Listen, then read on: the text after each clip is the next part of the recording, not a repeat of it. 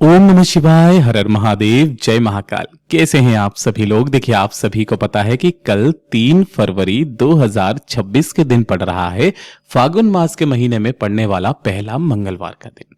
और पूज्य गुरु जी ने कहा कि ये मंगलवार का जो दिन होता है, ये वो दिन है जिस दिन आपके घर की चाहे कैसी भी समस्याएं चल रही हो, एक के बाद एक दुख, कष्ट, परेशानियां आपके परिवार में बनी हुई है, बीमारियों को लेकर, परिवार की सत्ता तरक्की को लेकर के, आपकी कोई कामना है, कोई इच्छा है जो महादेव तक नहीं पहुंच रही है। पूज्य गुरु जी ने 3 चमत्कारी चीजों का एक विशेष उपाय बताया, जिन्हें आपको अपने दाहिने हाथ की हथेली पर रख करके इस उपाय को करना होता है। पूज्य गुरु जी ने कहा कि जिस भी भक्त ने अपने सच्चे मन से इस उपाय को किया है, उसकी वो समस्त मनोकामनाएं मेरे महादेव ने पूरी जरूर की है। पूज्य गुरु जी की ही कथा से सुन करके और समझ करके इस पूरे उपाय को बहुत आसान भाषा में आप सभी लोगों को बताऊंगा। परंतु उससे पहले आप सबसे बस एक छोटी सी प्रार्थना करना चाहूंगा कि जो भी शिव भक्त पहली बार आए हैं, चैनल को सब्सक्राइब जरूर से कर लीजिएगा। और चाहे फिर वीडियो को लाइक करें या ना करें, लेकिन कमेंट बॉक्स में अपने हाथों से हर हर महादेव जरूर से लिख दीजिएगा। इस पूरे वीडियो में हम 3 महा उपायों के बारे में बात करेंगे, जो आपकी अलग अलग कामना पूर्ति के लिए सिद्ध होंगे। तो आपको ध्यान से भी सुनना है और समझने की कोशिश भी करना है। सबसे पहले बात करते हैं हमारे पहले वाले उपाय की। यह वही उपाय है जिसे आपको अपने दाहिने हाथ की हथेली में 3 चमत्कारी चीजों को रख करके करना होगा। पूज्य गुरु जी ने कहा था कि जब आपके जीवन के दुख, आपके जीवन के कष्ट, कोई ना कोई परेशानियां हमेशा लगी हुई रहती है, खत्म होने का नाम ना ले रही हो, थोड़े दिन तक सही रहता है, फिर उसके बाद में कोई और समस्या आन खड़ी हो जाती है।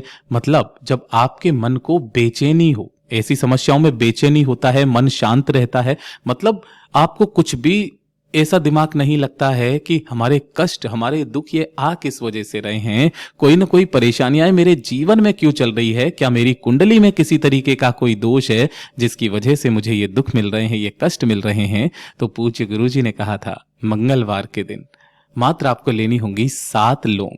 पहले नंबर की जो चीज बताई पूज्य गुरु जी ने, वो बताई है 7 लौंग, जिसके ऊपर का फूल भी होना चाहिए इस तरीके से।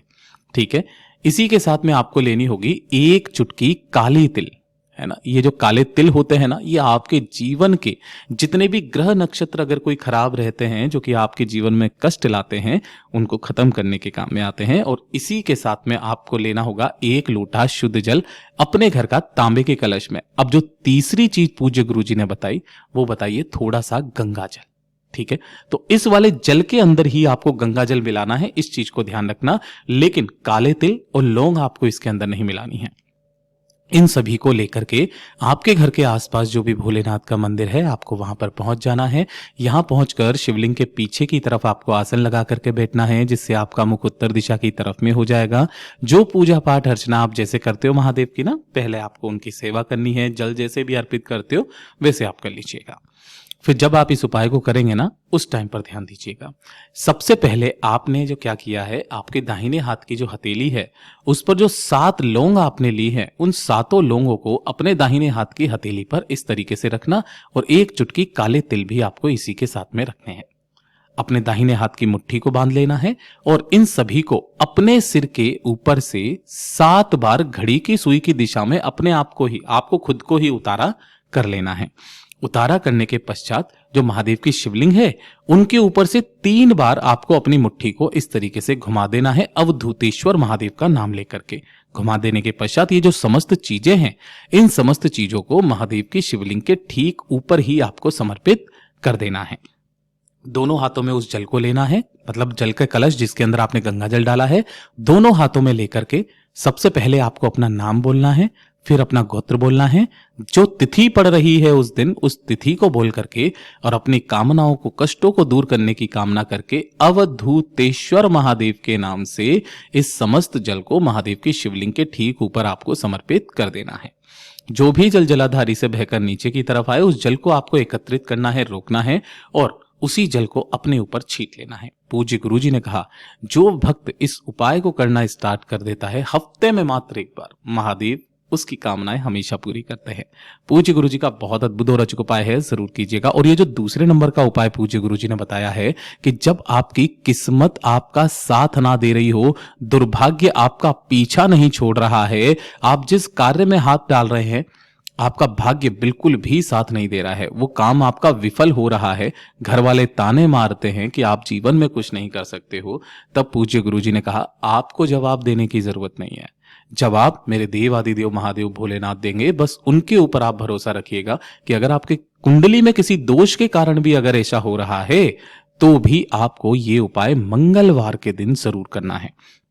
यहां तक कहा गया कि जब आपके जीवन के संकट खत्म होने का नाम नहीं ले रहे हैं ना, तब आपको एक बेलपत्र लेना है जो कहीं से भी खंडित कटा फटा ना हो। नीचे की डंडी को आपको तोड़ना नहीं है, ये जो डूट होता है ये गणमान्यों का स्थान होता है। मात्र इस एक बेलपत्र को लेकर के आपको जाना होगा आपके घर के आसपास जो भी बेलपत्र का पेड़ हो, अगर घर में लगा हुआ है बहुत अच्छी बात है, आप घर के बेलपत्र पेड़ के नीचे भी इस उपाय को कर सकते हैं। सबसे पहले एक काम कीजिएगा, एक दीपक आपको तैयार करना है, चाहे आटे का चाहे मिट्टी का। इसके अंदर आपको लगानी है गोल बाती और इसके अंदर आपको भरना होगा घी। घी का एक दीपक आपको ले लेना है।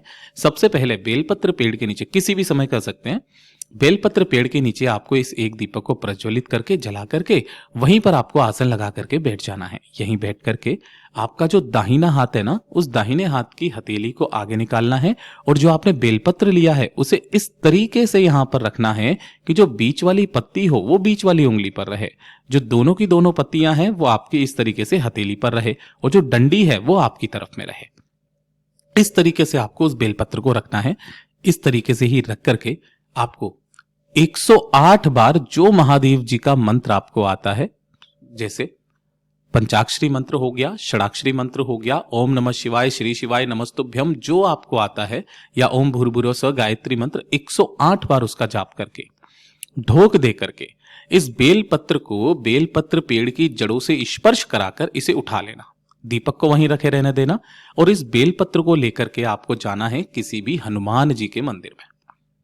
यहां पर आकर के हनुमान जी का जो उठा वाला पेड़ होता है ना, हनुमान जी 6 भाई हैं, हनुमान गतिमान रतिमान, इस तरीके से करके इस उठे वाले पेड़ के पास में अपनी कामना कह करके यहां पर उस बेलपत्र को समर्पित करके जो व्यक्ति आ जाता है महाराज, उसके जीवन में फिर कोई संकट पैदा नहीं हो सकता। ये खुद पूज्य गुरु जी के वचन है। गुरुदेव का बहुत अद्भुत और अचूक उपाय है, जरूर से कीजिएगा। और ये तीसरे नंबर का उपाय, इसे तो आप लोगों को करना ही करना है।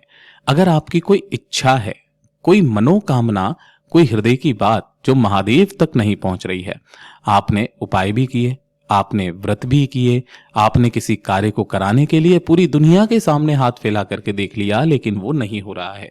आपको आपके उपायों का, व्रत का फल आपको नहीं मिल रहा है। बहुत समय से आप कष्ट में जीवन बीत रहा है। महादेव जब ऐसा लगे कि नहीं सुन रहे हैं, तब मात्र एक काम कीजिएगा, एक बेलपत्र आपको लेना है जो कहीं से भी खंडित कटा फिटा ना हो। नहीं मिलता है, भोलेनाथ की शिवलिंग से उठा लेना, धोकर के काम में ले लेना। इसी के साथ में आपको 2 पात्रों में जल लेना है, 2 पात्र। अब ध्यान रखना, दोनों पात्र जरूरी नहीं है कि आपके दोनों कलश ही हों या दोनों के दोनों तांबे के ही हों। अगर हैं तो बहुत अच्छी बात है, नहीं है कोई दिक्कत नहीं है। आपको 2 कलश में जल लेना है, 2 पात्रों में जल लेना है, ठीक है ना। एक स्टील का एक तांबे का है तो भी कोई दिक्कत नहीं है। दोनों पात्रों में जल भर करके इन दोनों के ही अंदर आपको थोड़ा थोड़ा सा गंगा जल मिला लेना है, ठीक है। और ये जितनी भी चीजें हैं इन्हें लेकर के भोलेनाथ के मंदिर में जाना है, शिवलिंग के पास में। किसी भी समय कर सकते हैं। शिवलिंग के पीछे की तरफ में आपको आसन लगा करके बैठना है, जिससे आपका मुख उत्तर दिशा की तरफ में हो जाएगा।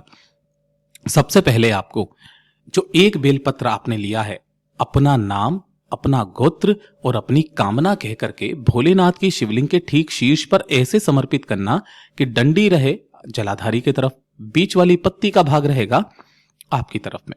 इस तरीके से आपको समर्पित कर देना है। समर्पित कर देने के पश्चात एक लोटा जल एक हाथ में और दूसरा लोटा जल दूसरे हाथ में, इस तरीके से आपको पकड़ना है और दोनों ही कलश से श्री शिवाय नमस्तुभ्यम मंत्र का स्मरण करते हुए इस संपूर्ण जल को बेलपत्र पेड़ के ऊपर ही आपको धीरे धीरे करके एक धारी से दोनों कलश से जल अपनी मनोकामना मन में कहते हुए कि बाबा बस मेरी ये मनोकामना है, मेरी ये मनोकामना को पूर्ण कर दीजिए, इसके अलावा मुझे जीवन में कुछ नहीं चाहिए। इसी तरीके से संपूर्ण जल समर्पित करते चले जाना। जैसे ही संपूर्ण जल समर्पित हो जाए, 2 मिनट वहां पर बैठकर बाबा से विनती कामना करके जब आप अपने घर के तरफ वापस आएंगे तो शिवालय की चौखट पर कोशिश करना कि कि एक गोल बाती का दीपक अपनी कामना कह करके जो व्यक्ति आज रख करके चला आ जाता है, फिर चाहे कितनी भी बड़ी मनोकामना क्यों ना हो, उस भक्त की मेरे महादेव को सुननी पड़ती है, उनकी कामना भी पूर्ण करनी पड़ती है। पूज्य गुरु जी के सभी उपाय बहुत ही ज्यादा खास और अद्भुत है, जरूर कीजिएगा। वीडियो पसंद आए तो लाइक करना, चैनल को सब्सक्राइब जरूर कीजिएगा।